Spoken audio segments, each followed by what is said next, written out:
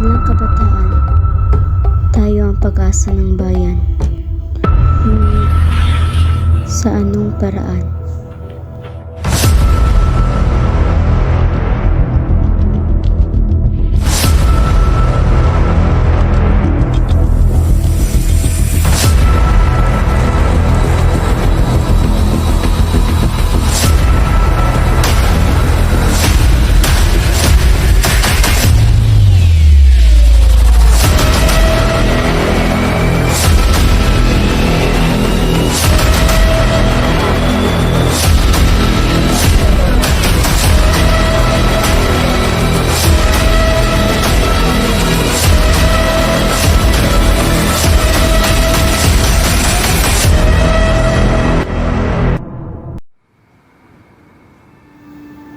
Bilang kabataan, Tayo ay may karapatang magpahiwatig ang nais ng ating mga katribo para maipaglaban ang kanilang karapatan, kalayaan at proteksyon para sa kanilang pamumuhay.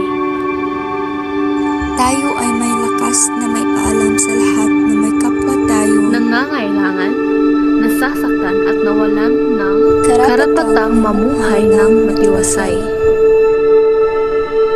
let's use our social media to help indigenous people be heard and get the justice, right education, protection, and equality they deserve.